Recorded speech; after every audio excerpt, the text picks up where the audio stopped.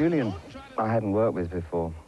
He sent me the book in, I think, '83, and said he was making it into a movie. I only knew his work through the Sex Pistols and a thing he did on television, a documentary he did on the media and how it worked. I think it was television. And I'd never read the book before. I found it fascinating, but not very strong storyline, really. It was sort of a list of observations around the 50s.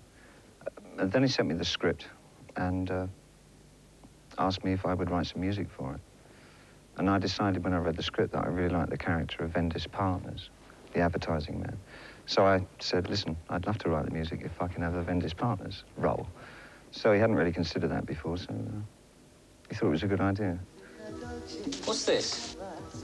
A housing development for newlyweds.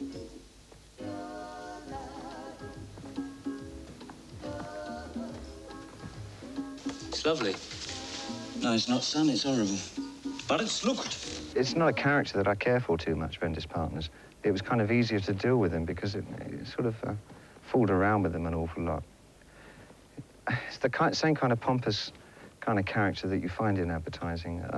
I worked for a short while when I left school for about 6 months as an artist in an advertising agency. And I absolutely loathed it. Most of the people, especially the execs, you know, and there was this fluctuating between an English and American accent that always I thought would be a good way to portray Vendis Partners. Sort of a naive idea of what the American way of life. It was just happening, you know, in England in the 50s. And I think they were sort of very influenced by the American way of doing things. So he goes in and out of American accent all the time, not very successfully. It doesn't mean you have to. I mean, I don't believe you necessarily have to relate to the character. I don't relate to it particularly, but I enjoyed playing him because he's such a bastard.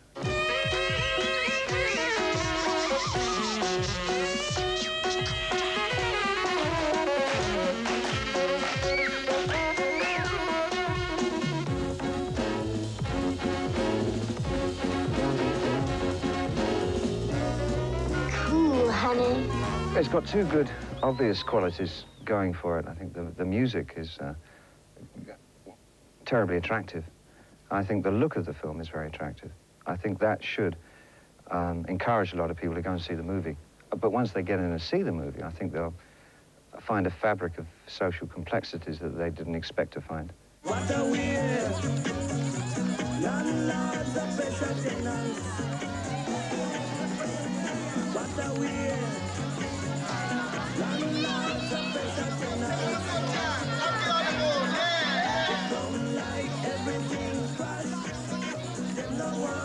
There's a lovely parody of the 50s dance things. Kelly, Astaire kind of thing. More Kellys, more 50s, really, than Astaire, I think. Called That's Motivation, which is a real big number in the old tradition. I think that's a joy. It's got every prop we could think of in it. And we dance off everything.